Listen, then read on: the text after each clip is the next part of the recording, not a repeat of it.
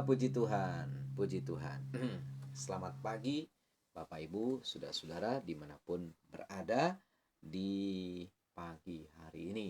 Kita patut bersyukur Tuhan kembali memberikan kesempatan untuk kita berjumpa lagi dalam renungan pagi untuk hari ini, hari Jumat tanggal 25 Februari tahun 2022 ya. Saya berharap Bapak Ibu Saudara semua dalam keadaan yang baik, sehat, kuat, diberkati Tuhan dan tidak kurang satu apapun ya. Haleluya. Tapi bila ada yang sakit, ada yang sedang menghadapi masalah hidup, mari tabah dan sabar ya, serta terus berharap kepada Tuhan. Jangan bersungut-sungut, belajar mengucap syukur dalam segala hal. Karena di balik semuanya itu Tuhan sedang mengerjakan hal yang indah buat kita, ya. Baik, saudara-saudara sekalian, kita akan mendengarkan renungan firman Tuhan untuk membekali kita dalam menjalani hidup di hari yang baru ini. Kita mau sambut firman Tuhan dengan berdoa terlebih dahulu. Mari kita berdoa. Tuhan Yesus Maha Baik, Tuhan, berikan firman-Mu bagi kami, karena kami sangat membutuhkannya dan merindukannya. Urapilah dan pakai hamba-Mu untuk dapat memaparkan firman-Mu ini, sehingga menjadi berkat bagi semua saudara-saudara yang mendengarkan. Dan mampukan kami ya Tuhan untuk melakukannya juga dalam kehidupan sehari-hari, karena kami rindu menyenangkan hati Tuhan. Di dalam nama Yesus kami berdoa. Amin. Kita lanjut lagi, saudara-saudara, pembahasan kita ya. Kita sedang membahas Titus 2 ayat 7. Bagaimana saudara dan saya diminta untuk menjadi teladan. Teladan dalam hal apa saja, saudara-saudara? Yang pertama, teladan dalam perkataan. Yang kedua, teladan dalam tingkah laku. Dan yang ketiga, teladan dalam kasih. Nah, sampai di sini saudara-saudara pembahasan kita hari kemarin malam ya. Dan hari ini kita masih membahas menjadi teladan dalam kasih. Kita cari tahu dulu kasih itu apa, saudara-saudara. 1 Korintus 13 ayat 4 sampai 7. Itu jawabannya. Kasih itu sabar, kasih itu murah hati, kasih tidak cemburu, kasih tidak sombong, kasih tidak melakukan yang tidak sopan, kasih tidak mencari keuntungan diri sendiri, kasih tidak pemarah, kasih tidak menyimpan kesalahan orang lain, kasih tidak bersukacita karena ketidakadilan, tetapi bersukacita karena kebenaran. Nah, sekarang ini yang berikutnya, yang ke-10, saudara sekalian. Yaitu ayat 7. Kasih menutupi segala sesuatu. Kasih menutupi segala sesuatu. Ya. Apa ini maksud dengan kasih menutupi segala sesuatu? Maksudnya adalah menutupi kesalahan orang, menutupi aib orang. Ya. Mungkin kita tahu akan kesalahan seseorang, kejahatan seseorang, kejatuhan dalam dosa seseorang, ya. Kita tahu masa lalu seseorang, saudara. Kita tahu buruknya tentang seseorang, saudara-saudara ya. Nah, mari tutup saja. Ya, tutup hal itu. Jangan dicerita-ceritakan kemana-mana. Ya. Apa tujuannya? Tutup saja. Supaya jangan orang itu malu, saudara-saudara. Supaya jangan orang itu jadi minder. Ya, saudara sekalian. Nah, coba terapkan dalam diri kita masing-masing. Kita sendiri, saudara-saudara. Apakah kita ada aib di masa lalu? Pasti ada, saudara. Adakah perbuatan kita di masa lalu yang memalukan? Pasti ada. Setiap orang punya lembaran hitam. termasuk saya dan saudara, ya. Nah, barangkali ada orang yang tahu, saudara, tentang kekurangan kita di masa lalu itu. Ada orang yang tahu kejahatan kita yang kita perbuat di masa lalu. Ada orang yang tahu bagaimana bejatnya moral kita di masa lalu. Ya, ada orang yang tahu, aduh kita ini bobroknya luar biasa. Nah, coba sekarang pikir dan renungkan bagaimana perasaan kita kalau boroknya kita itu, saudara, orang yang tahu tentang kita lalu menyebarluaskan kemana-mana. Ya, dia kasih tahu kepada si A, si B, si C, si D, bahwa kita dulu tuh begini, begitu, begini, begitu. Gimana perasaan kita, saudara? Aduh, malu ya, Bapak Ibu saudara sekalian, kita jadi minder. Gitu loh. Dan bisa-bisa kita juga marah terhadap orang itu, bukan?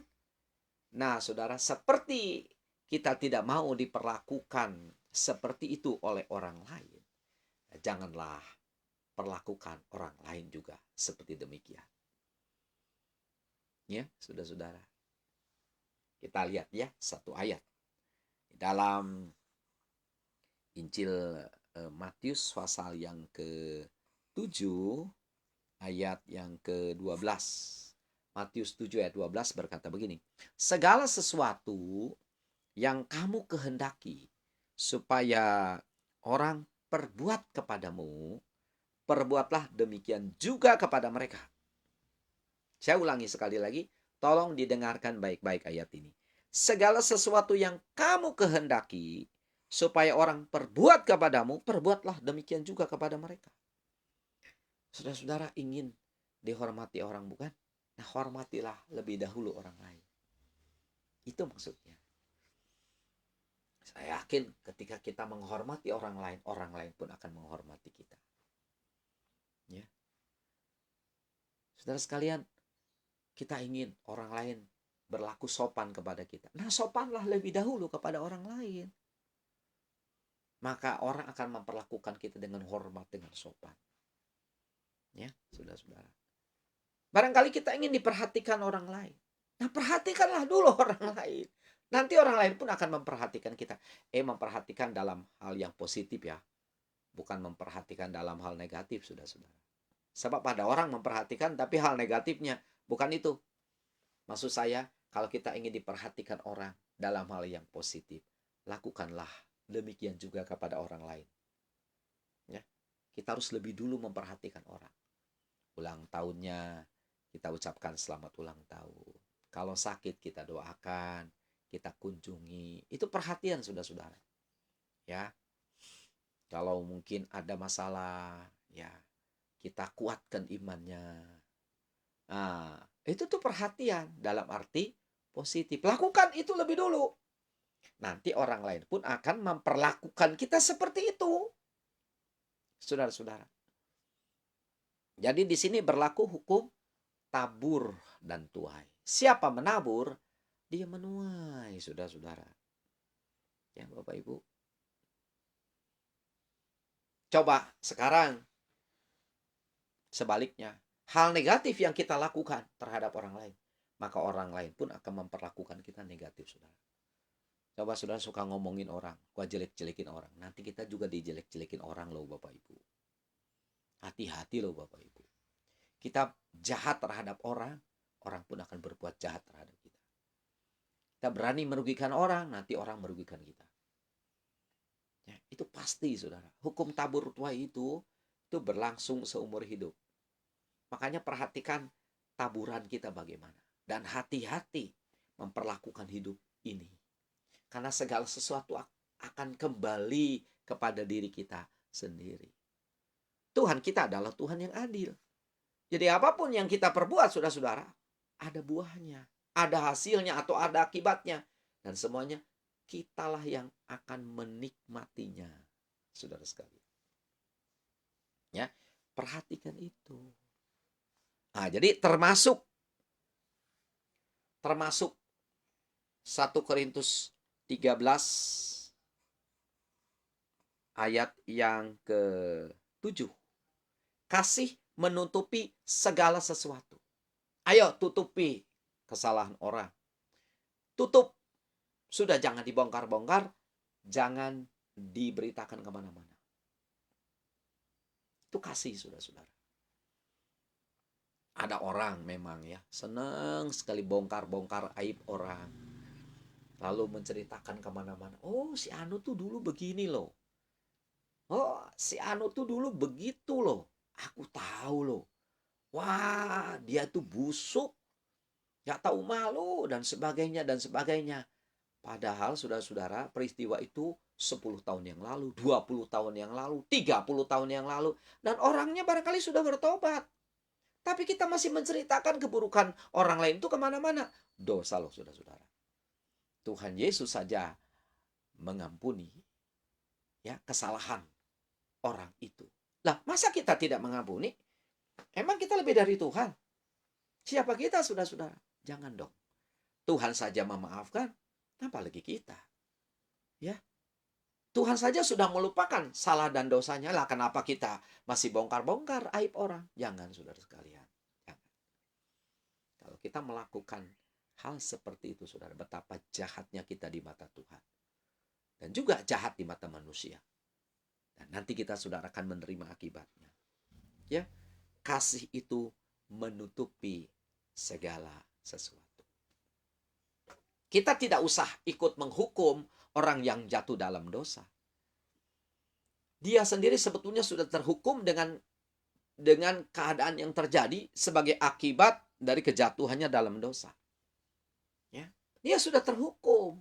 Kita tidak usah nambahin hukuman untuk dia. Emang urusan apa kita dengan dia, saudara-saudara? Betul mungkin dia jatuh dalam dosa, tapi kan nggak merugikan kita. Kenapa kita sebar-sebarkan kejatuhannya, kekurangannya, kejahatannya? Ayo, apa sebabnya, saudara-saudara? Ya, tidak ada alasan untuk kita melakukan itu. Jadi belajar menutupi kesalahan orang. Ya, tutup sudah. Jangan pernah dibongkar-bongkar lagi. Terus yang berikutnya, saudara-saudara, kalau kita bongkar aib orang, emang kita nggak punya aib. Ya, kita ceritakan kejatuhan orang, emang kita nggak pernah jatuh dalam dosa. Coba saudara pikir. Ya, kita ceritakan keburukan orang lain, emang kita nggak punya keburukan. Barangkali saudara keburukan kita lebih banyak dari orang itu.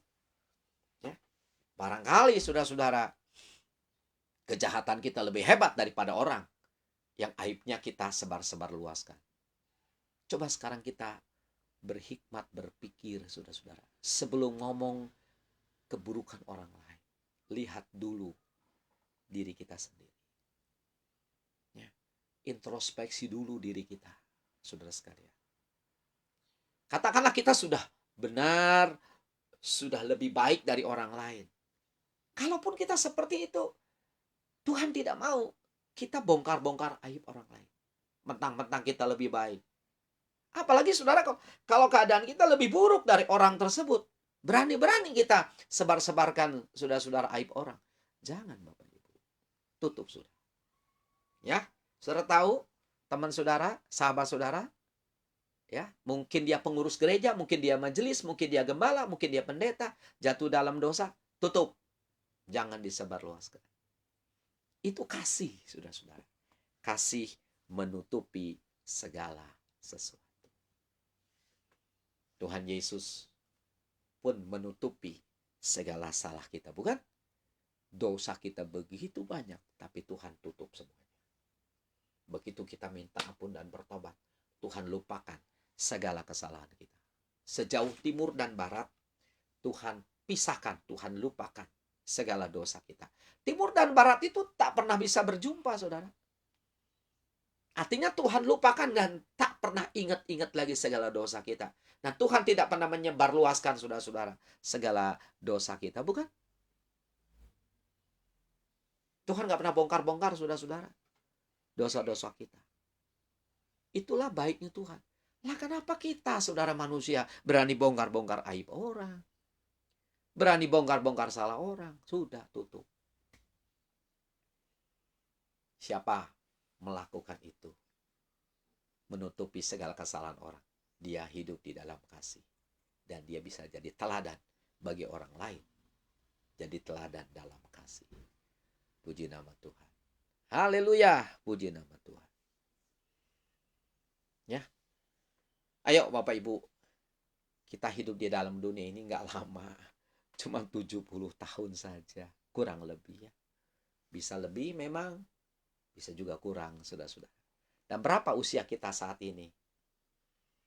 Kalau saya melihat saudara-saudara yang suka mengikuti renungan dari Facebook ini, umurnya sudah 40 tahun ke atas. Bahkan yang 50 tahun ke atas banyak, yang 60 tahun ke atas juga banyak, saudara. Berarti kebanyakan ini pemirsa saya ini sudah lumayan tua. Ya, saudara-saudara. Taruh katalah saudara umur kita 40 tahun. Ke 70 tahun tinggal 30 tahun lagi. Kalau usia kita 50, tinggal 20 tahun lagi, saudara. Kalau usia kita 60, tinggal 10 tahun lagi, saudara sekalian. Kalau usia kita 65, tinggal 5 tahun lagi. Kalau usia kita 67 tahun, tinggal 3 tahun lagi. Kalau usia kita 69, tinggal setahun lagi, saudara. Ya. Kalau usia kita di atas 70, sekonyong-konyong Tuhan bisa ambil nyawa kita. Hidup di dunia ini pendek, saudara sekalian. Jangan diisi dengan hal-hal yang negatif. Isilah dengan hal-hal yang positif. Salah satunya ini, tutup kesalahan orang. Jangan disebar-sebarkan kemana-mana. Biar kita yang tahu, selesai. Dan jadikan pelajaran, saudara-saudara. Ya, jadikan pelajaran dari kejatuhan orang dalam dosa.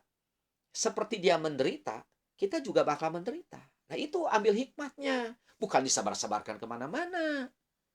Ya, sekali lagi saya mau katakan, kalau orang jatuh dalam dosa, dia sudah terhukum dengan perilakunya. Sudah terhukum dengan keadaannya.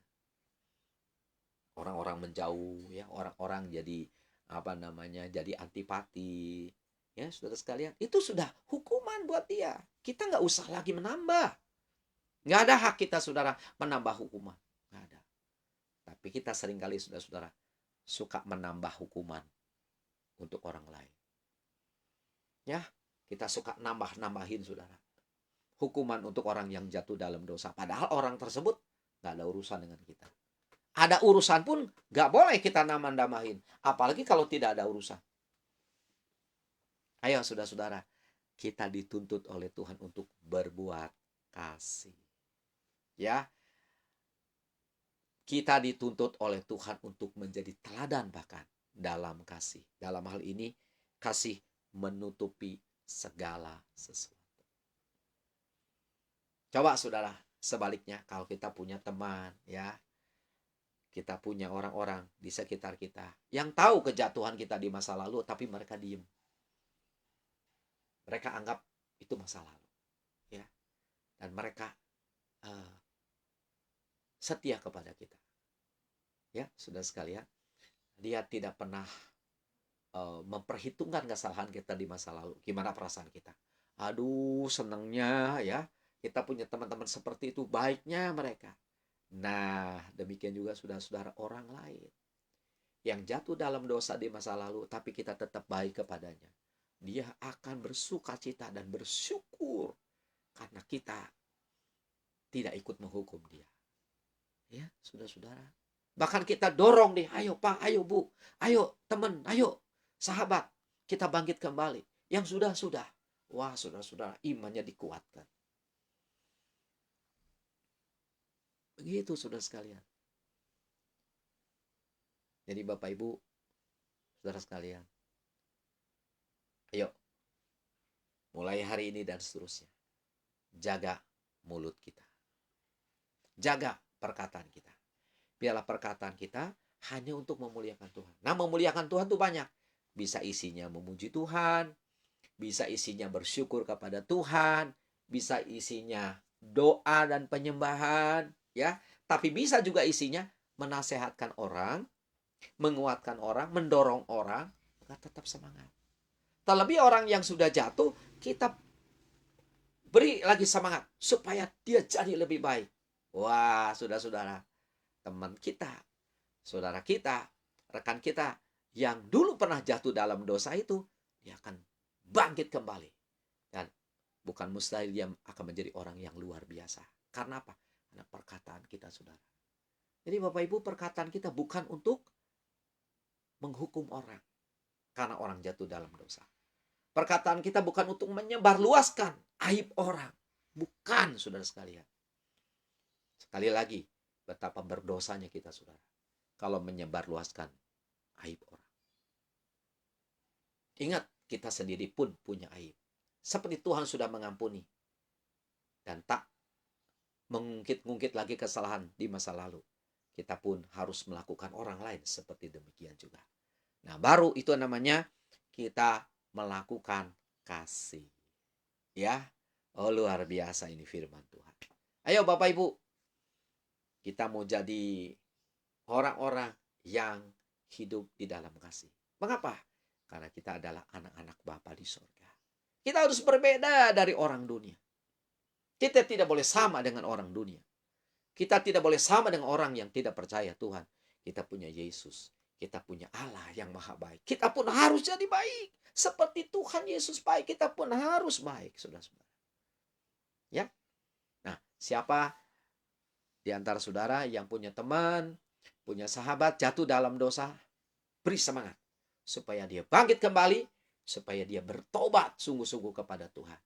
Beri motivasi supaya dia hidup jadi berkenan di hadapan Tuhan dan meninggalkan segala dosa-dosanya.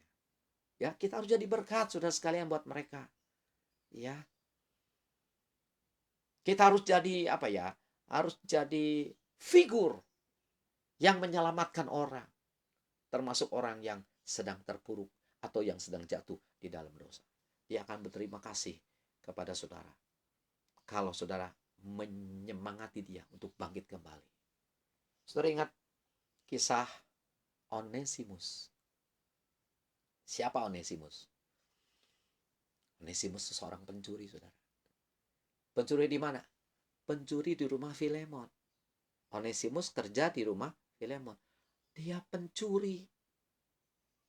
Karenanya dia dimasukkan ke dalam penjara. Di dalam penjara ketemu Paulus.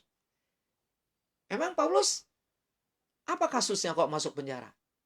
Paulus bukan berbuat jahat sehingga ia masuk penjara, tapi karena memberitakan Injil dia dianiaya, dia difitnah, lalu dimasukkan ke dalam penjara. Nah, Paulus dengan Timotius ketemu.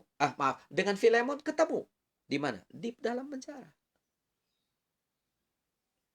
Paulus tahu kalau si Onesimus ini orang tidak benar, orang yang tidak baik akhlaknya. Tapi Paulus bimbing dia, saudara. Bimbing dia, kasih semangat. Ayo Onesimus, ayo. Yang sudah, ayo. Ayo sekarang kita dekat dengan Tuhan, kita bertobat, kita sungguh-sungguh kita layani Tuhan. Apa yang terjadi, saudara-saudara? Onesimus berubah total. Onesimus jadi dekat dengan Tuhan. Sampai-sampai Paulus melihat perubahan Onesimus, dia berani tulis surat kepada Filemon dan berani menjamin, terima dia. Seperti dulu kamu menerima dia, sekarang terima kembali. Betul dia dulu pencuri, sekarang dia bukan pencuri lagi. Sekarang dia menjadi anak Tuhan yang sungguh-sungguh dan sudah bertobat. Aku jaminannya. Kalau ada apa-apa tentang dia, aku jaminannya. Paulus berani jamin, saudara. Coba Bapak Ibu, saudara sekalian. Kalau si Onesimus itu tidak ketemu Paulus, dia tetap jadi orang jahat. Dan kalau Paulus menyebarluaskan aibnya si Onesimus, Onesimus tak akan pernah bertobat. Paulus hidup di dalam kasih. Kasihnya Paulus menyelamatkan Onesimus. Demikian juga saudara, kalau kita berbuat kasih, kita bisa menyelamatkan orang. Terutama orang-orang yang sudah jatuh di dalam dosa. Sudah, saudara. Jangan ikut menghukum orang yang jatuh dalam dosa. Itu bukan hak kita. Hukuman itu hak Tuhan. Ya, penghakiman itu hak Tuhan, bukan hak kita. Nah, tugas kita adalah beri semangat kepada orang yang sudah jatuh dalam dosa untuk bangkit kembali. Bukannya disebarluaskan aibnya, tapi dorong. Ayo, yang sudah. Ayo, sekarang kita mau hidup benar di hadapan Tuhan. Kita mau dekat dengan Tuhan. Kita kasih nasihat. Kalau kita terus hidup dalam dosa, hancur hidup kita. Ayo kita dekat dengan Tuhan. Kita bertobat, maka hidup kita dipulihkan. Perkataan kita, saudara-saudara, apalagi kalau diurapi Roh Kudus ya, itu kena di hati saudara. Di hati orang-orang yang sudah jatuh dalam dosa. Bukan mustahil saudara, mereka akan bangkit kembali. Tuhan Yesus bertemu dengan perempuan Samaria di sumur Yakub. Siapa itu perempuan Samaria? Tukang rebut suami orang. Hancur hidupnya saudara. Orang tidak mau dekat-dekat dengan perempuan itu. Tapi Tuhan Yesus Injili. Tuhan Yesus beritakan firman Tuhan. Tuhan Yesus apa tidak tahu perbuatannya? Tahu. Tahu saudara-saudara. Tapi Tuhan Yesus tidak sebar-sebar luaskan kemana-mana. Iya kan? Nah, Tuhan Yesus nasihati dia. Untuk dia bertobat. Akhirnya bagaimana si perempuan Samaria itu timbul semangatnya. Timbul semangatnya, berubah hidupnya. Seketika itu juga satu kota Samaria. Dia bawa tuh orang-orang di sana untuk datang kepada Yesus. Itu perempuan Samaria belum sekolah teologi, belum sekolah Alkitab. Ibadah juga belum pernah. Ikut komsel belum pernah. Ikut retret apalagi. Ikut komsel belum pernah. Tapi Tuhan sudah pakai dia. Baru berjumpa dengan Yesus, terjadi perubahan, Tuhan sudah pakai dia. Satu kota Samaria datang kepada Yesus karena si perempuan itu. Coba kalau Tuhan Yesus sebar-sebar luaskan aibnya si perempuan Samaria. Jangan dekat-dekat ya dengan orang ini, dengan perempuan ini, perempuan ini. Wah, busuk, sampah masyarakat. Saya kira saudara, satu kota Samaria gak akan datang kepada Yesus. Tapi karena Yesus mau ngobrol, Yesus nasihati, Yesus tutup segala kesalahannya. Maka saudara-saudara, perempuan itu menjadi seorang perempuan yang berguna.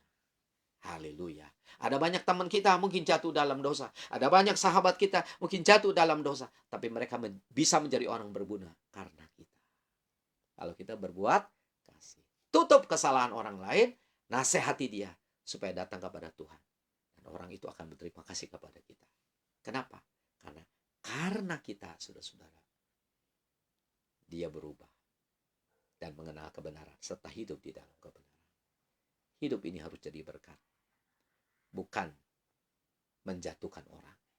Ya, hidup ini harus membuat orang datang kepada Tuhan, bukan membuat orang menjauh dari Tuhan. Tuhan memberkati. Mari kita berdoa. Terima kasih Tuhan untuk firman Tuhan yang datang bagi kami, yang sudah menasihatkan kami, yang sudah berbicara kepada kami. Tuhan mengampuni kami kiranya Tuhan.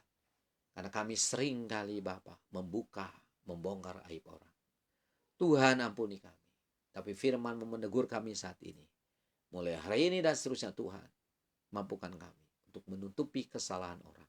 Bahkan biar kami boleh menjadi penasehat teman-teman kami yang jatuh dalam dosa. Sehingga mereka datang kepada Tuhan dan bertobat. Bahkan bukan mustahil, mereka bisa dipakai Tuhan luar biasa. Terima kasih Tuhan Yesus, terima kasih. Mampukan kami melakukan firman-Mu. Memberkati semua saudara-saudara yang hadir dalam renungan pagi hari ini. Nama Tuhan kiranya dipermuliakan. Haleluya. Terpujilah nama Tuhan. Inilah doa kami ya Tuhan. Dalam nama Yesus, mari bersama-sama kita katakan amin. Puji Tuhan, puji Tuhan. Ya, saudara-saudara, itulah renungan pagi kita untuk hari ini, hari Jumat ya, tanggal 25 Februari tahun 2022 ya. Dan sebelum ditutup ini ada permintaan doa dari Tante Lili ya, untuk cucunya Ocha yang akan mengikuti sidang hari ini ya. Dan saya juga mau berdoa untuk saudara-saudara yang sakit ya. Mungkin ada di antara Bapak Ibu yang saat ini sakit. Saya akan berdoa bagi saudara. Mari Bapak Ibu kita berdoa juga untuk Ibu Vita Dewi. Ibu Vita Dewi Siregar di Cimahi yang sedang sakit. Kita doakan juga ya. Mari Bapak Ibu juga untuk Pak Martin dan Ibu Vivi juga yang sedang sakit. Bila ada di antara saudara yang sakit dan mau didoakan, boleh juga menulis di layar. Saya akan mendoakannya sekalian ya. Mari kita berdoa Bapak Ibu, saudara-saudara. Haleluya. Tuhan Yesus, kami saat ini berdoa ya Tuhan untuk cucu dari Tante Lili yaitu Ocha yang hari ini akan mengikuti sidang. Berikan hikmat, akal budi, penyertaan Tuhan dalam mengikuti sidang sehingga Ocha bisa menjawab setiap pertanyaan atau bisa melakukan apa yang diminta dalam sidang nanti Tuhan. Sehingga hasilnya memuaskan dan Ocha bisa lulus karena pertolongan Tuhan. Tuntun Ocha ya Tuhan. Dalam nama Tuhan Yesus. Dibuat berhasil Ocha dalam sidang sebentar ini. Demikian Bapak, kami juga berdoa untuk Ibu Vita Dewi yang ada di Cimahi yang sedang sakit Tuhan. Khususnya di bagian lambungnya. Tuhan tolong, Tuhan sembuhkan di dalam nama Tuhan Yesus. Ibu Vita Dewi jadilah sembuh oleh kuasa Tuhan. Haleluya. Terpujilah nama Tuhan. Bapak, kami juga mau berdoa Tuhan untuk saudara-saudara yang lain yang saat ini mengikuti renungan ini tetapi mereka sedang ada kelemahan tubuh. Di dalam nama Tuhan Yesus, Tuhan sembuhkan mereka. Siapapun Tuhan, sembuhkan mereka. Termasuk Pak Martin dan Ibu Vivi, Tuhan sembuhkan dari sakitnya. Dalam nama Tuhan Yesus, mujizat Allah terjadi untuk Pak Martin dan Ibu Vivi.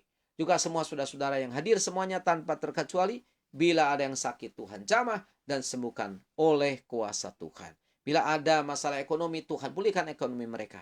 Bila ada masalah keluarga, Tuhan turut campur tangan. Sehingga keluarga mereka pun dipulihkan Tuhan. Berkati segala usaha mata pekerjaan, mata pencarian, dan pekerjaan anak-anak-Mu Tuhan hari ini. Permuliakanlah nama-Mu Tuhan.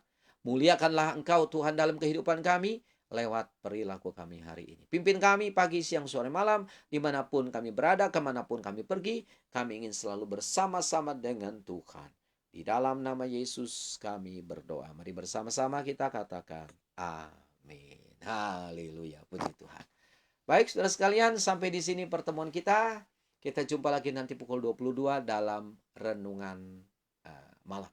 Saya mohon diri, jangan lupa kita harus selalu takut akan Tuhan. Shalom.